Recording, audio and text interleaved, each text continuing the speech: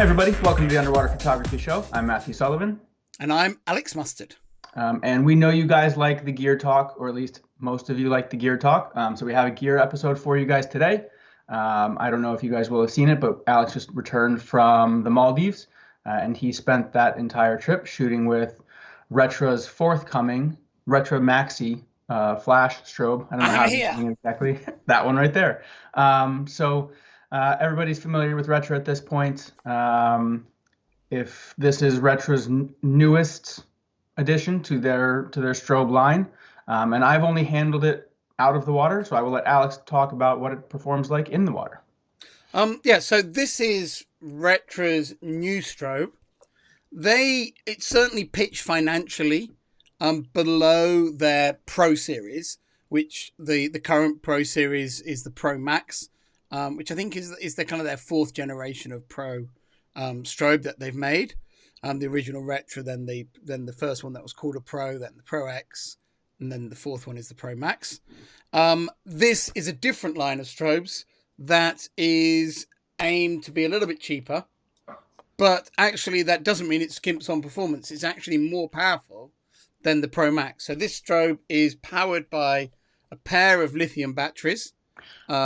Do they bounce when you put them in? No, sadly, they are not as tactile as those Marolux strobes, which are great fun. Hopefully, Retra's seeing this and can make a last-minute design change to give us bounce. Yeah, I don't think so. I don't think they're going to have springs on that. I think that, so much as we like the springs, I don't see that happening on the Retras. I'm sorry. The strobe that they are most similar to, and I don't think it's by accident, is Backscatter's HF1 strobe. This strobe is on paper slightly more powerful. I think the launch price is slightly lower. The video light is slightly more powerful, but the reality is they're the same in terms of performance. And I think, the cynic in me says Retra thought we're going to either spend 3 years answering emails to people saying, how come the Backscatter flash has got a higher guide number than your Pro flash, but it's less expensive, and it's got a video light? That doesn't seem right. And I think Retra said, well, if we make something that uses similar types of technology, but we tweak everything to make it the way we want to Retra-wise, we can make that product very easily. And so, within a few months they have done. This is, in terms of length, it's very similar to the Backscatter. In terms of weight, it weighs the same as the Backscatter strobe. It is porkier, it's fatter, but that means that in the water it's not as negative. It's actually pretty much neutral in the water, whereas the Backscatter strobes are negative in the water. But in your suitcase, it takes up a bit more space than the Backscatter strobe because it's not as sculpted or chiseled in as the Backscatter strobe. They gave it to me to take to the Maldives, and they said, we'd like to know how you feel it performs, but it's also important that you try and break it. You use it as hard as you can. So I minimized how much it got washed after dives. It did 50 dives. I did some crazy shooting with it. I did the Manta night dive. I put the camera on high speed shooting, and because it was low ISO, it was high ISO shooting as well. So the strobes were on quite low power, so they could easily keep up with the high frame rate. And I shot over 1,000 pictures on that dive. So really abused it through the trip in lots of ways. The one thing I forgot to do was to ever shoot it in the water on full power, because they're so powerful. Yeah. You never use the full power. It's got a scale that goes from +4 to -4. And that is one of the big differences with the Backscatter flash. Is the Backscatter flash, it's really powerful, but it doesn't have that many power settings. You can't actually turn it down that much. And when I was I think I said it when we did our Philippines review, I found the Backscatter flash on some of the day dives at base ISO, it was still too powerful for me. And one thing I like about this is it has got tons and tons of power settings. They're really nice and tactile. It's got a lovely click to it. So really, really nice. You've got loads of power settings. I was generally shooting it. I was trying to use the power of it. I was generally shooting it at about +2, and it goes up to +4. So that's 1, 2, 3, 4. So about 4 clicks below maximum for most of my wide angle, that sort of range. And I was down around -1 to -2 for macro shooting with it, to give people a sort of guide of how I was using it. It's got TTL and HSS, but this pre-production one didn't have those working, so I didn't try those on it. I was just really, trying the light and giving some feedback on what I thought could be improved on in terms of just how they set it up. And Retra have got a lot of tools in their toolbox to get the light right. My overriding impression of it, though, is that it wasn't particularly surprising because I'd read the spec sheet. I'd seen it was very similar to the backscatter flash. I like the HF1s and I use them, quite regularly through the year already. And I put this on and it felt as I kind of expected it to. It's kind of like the HF1, but kind of silvery and, a bit more buoyant. And it didn't feel very different. I think that the HF1, I like it with their warmest flat diffuser on it. And I think that this one probably needs a slightly stronger diffuser than the one I had on the trip in terms of warming. I think it's still a little bit cold. Okay. But Retra say that they can actually also do some stuff on with the flash tube as well to maybe warm it up just before the production. But beyond that, I don't have any, it delivered exactly kind of how I expected it to. And one thing to preemptively answer, because we might get it anyway, is as with all of the Retra, the whole line, all the accessories you can use with the original, you can use with the Maxi as well. They all have the same bayonet up front. It's the same bayonet on the front, so I can put the whatever this one is, the reduction ring on it. I obviously can't do it on camera to order, but there we go. Put that on. So that was really good. I actually asked Retra before the trip, do you think it will last all trip? Because it's, it's hand built. It's not on printed circuit board. It's kind of, at this stage, things are sold up. And they said definitely, don't rely on it lasting all trip because it's, it's been hand built. It's not, even the travel can sometimes upset them when they're not made, in the final production run. But it worked perfectly all the way through. I'd also add to that I've never had an issue with any of the HF1s I've used, all the Marilux flashes, all those 3 of the lithium powered strobes that I've used have all been really reliable. I did have a lithium battery go down in this.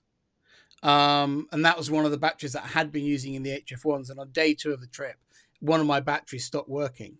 And I actually had to borrow someone's battery from their mini flash, which was a different spec of battery, but it still worked fine with that. Okay. And then for the second part of my trip, when my wife came out to join me, she brought another battery out from home. So I didn't bring any spare batteries. I just bought, they last all day. So I just travel with the 2 batteries this takes and the 2 that the other one takes. I will say, I know there's a lot of controversy over the 21700 lithium batteries, but not having to even think about battery life is a really, really nice thing, especially if you're shooting, 1,000 frames a day. Or whatever, even if you're on low power, like it's still nice to not have to worry about it. So I appreciate the with the caveat that I know there are some downsides. I do appreciate that a lot of the strobe manufacturers are at least offering the like big chunky battery powered strobes versus the AA's. Yeah, and I think if you're on a liverboard like I was, what you do, you're doing say 4 dives a day. I recharge over lunchtime. Don't charge at night.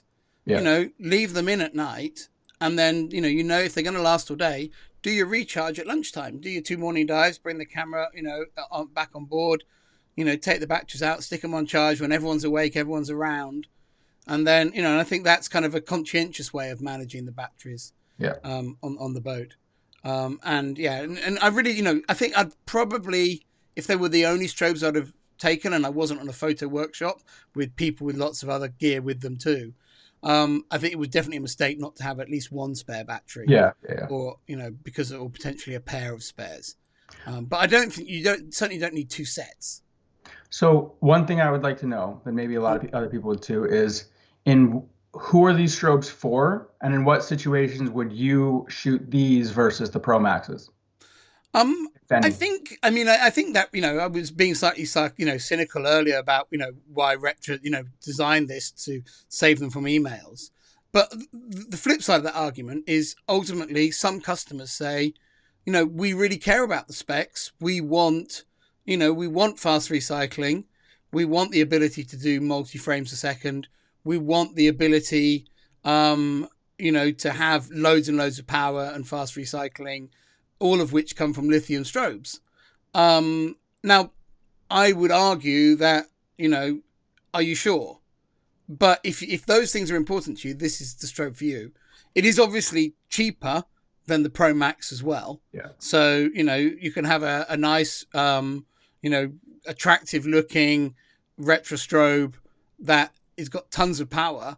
And I can see that appealing to lots of people. It feels quite big when I'm holding it here, but, when you've got a whole camera rig attached to it, it's not really, that much bigger. The other Retras are about that long, aren't they? Yeah, they're most of them. Something like that.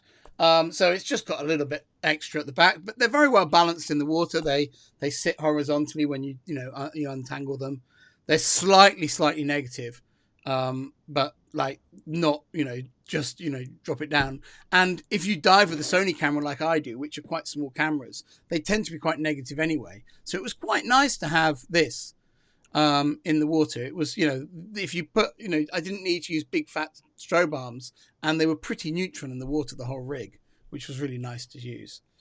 So I think Retra see them as a strobe for people who want power for the type of shooting they do. Maybe they do big animal action, or maybe they like to do loads of snooting with macro. One thing Retra I know are very pleased with is that they have a central aiming light on this. So it's very well suited for snooting. And I know that they feel that quite a few of the other lithium strobes don't have a central focus light. So although they got the power, they're not very suited for snooting because you haven't got the aiming light. As for myself, I do enjoy currently owning a pair of Retra Pro Maxes and a pair of HF1s. And I use the HF1s for when it's kind of, I need either loads of power or the recycling. And it's not so much the recycling, it's more just if I really need power. If I know I'm going to shoot something really big in bright sun, I need that power. Or I know the subject matter isn't going to come very close. As soon as I want quality of light, I go to the Pro Max. And the thing that was perhaps most noticeable for me shooting these on this trip is I was diving with, a group of photographers. The most popular strobe on board was the Pro Max. And every time it came to shooting scenery, close focus, wide angle, I could see the quality of the light that everyone else was getting when we had the pictures up on the review sessions compared to what I'd got with those same subjects. Now, I got nice pictures shooting these, but I could see what I was missing out on as well when I was seeing shots taken on exactly the same dive of the same subjects. And it's just that the light is so flattering from Pro Maxes. It's so easy to use because it's wide and soft. And if your aim is slightly off with the strobes, it's just, you're instantly forgiven because the lighting, it doesn't show in the lighting. These, you need to, they're a bit more, a bit harder light slightly. Just got to be a little bit more finessed with your strobe aiming to get the most out of them. What about if you're like a temperate water, cold water diver? What would be the one you would reach for, do you think? I'm not sure. In all honesty, I don't like using overly warm strobes in temperate water. Yeah. But what I did last time I did a big temperate trip is I shot my Pro Maxes and I put homemade blue filters on them just to cool them down. Very mild blue, like sort of the lightest blue in my background behind me. That kind of blue filters on them, just mild cyan filters. And I used those, I had those in the whole time I was in Canada because that was my last kind of extensive cold water trip. Not sure. I think I would definitely consider having a pair of these. I think the fact that they take all the same accessories as my Pro Maxes would make them a better second strobe for me to have.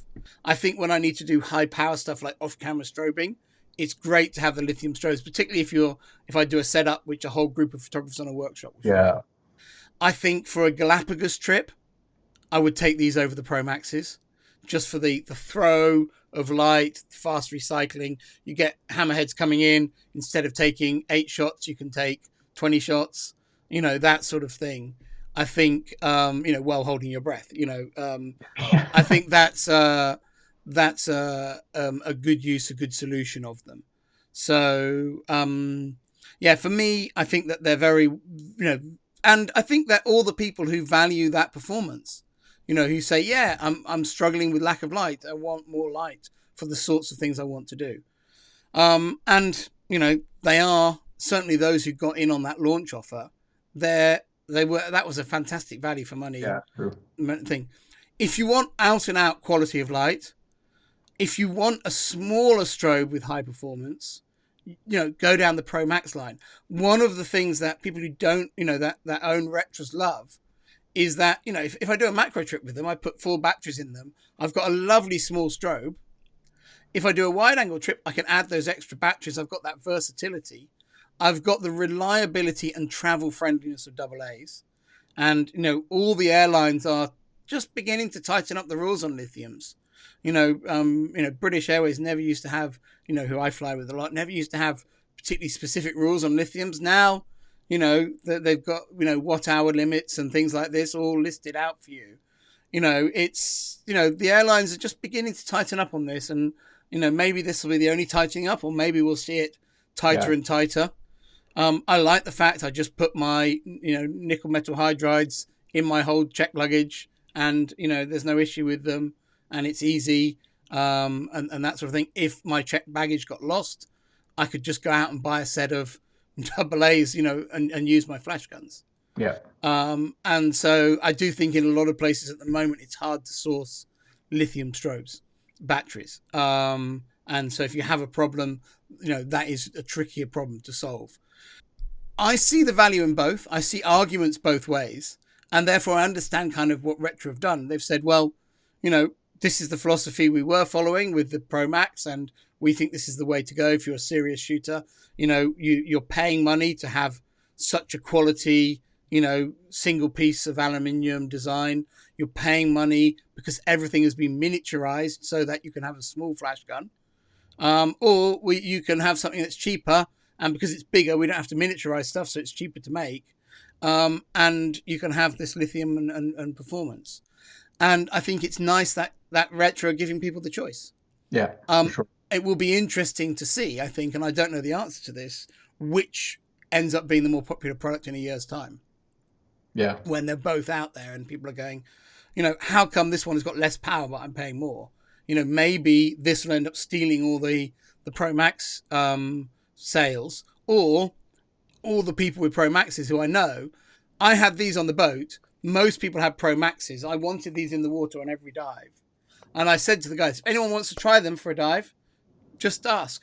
No one wanted to try them of the Pro Max users. And I specifically wanted the Pro Max users to try them, because then I could say, oh, how did you find them?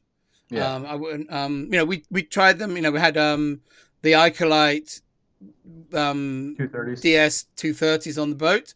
And the guy had those, was like, I can't believe they're more powerful than these, because these are so powerful. Surely they're not. And we did a test shot, just on the boat, not in the water. And these we had to brighten the Icolite shot by more than a stop in Lightroom to get it to the same level as these. And a stop is a lot. Yeah. But yeah, and we were really surprised by, I think particularly he was really surprised how big a difference there is. We had some HF1s on board as well, but I didn't. I tested them in my own house against my own HF1s, and the Retra is on paper brighter, but basically they're both the same. Yeah. I'm sure in real world situations the difference is probably negligible and unnoticeable. Yeah, it sounds a lot in guide number, but guide numbers, as they get big, as they go up, they're an f-stop number, so a big change in number is a relatively small amount in strobe power. Yeah. So I feel that I like my current setup, which is having a strobe that's all about quality of light and a strobe that's all about power. And at the moment, I do that with a Pro Max and an HF1. And I can see the attraction in that. So I can definitely see photographers wanting to own both, especially because a pair of these, if you're already a Retra Pro Max user, they take all the same accessories. To charge these, I just take, one small charger that does 4 lithium batteries at the same time. It also charges all like the focus light things and things. Not that I did a lot of night diving on this trip, but it charges all those same batteries. So it's a pretty light and easy thing to travel with, in addition to these. So yeah, and I quite comfortably, I took 2 housings on this trip, and I didn't have any big baggage issues at all. So what 2 housings? Yeah, I borrowed my friend Nick Moore's A1 and housing, so I had 2 A1s. But that was because my wife was coming out, so I borrowed his housing. I didn't use it very much, and in return, I installed his Underwater Technics flash trigger for him. So there you go. All right, well, I'm looking forward to seeing some pictures from these. Hopefully I can get them in my hand soon enough as well. But thank you guys for watching. We always appreciate it. We appreciate all the comments and criticisms and all that kind of stuff you guys leave on our videos. So thank you, and we will see you next time.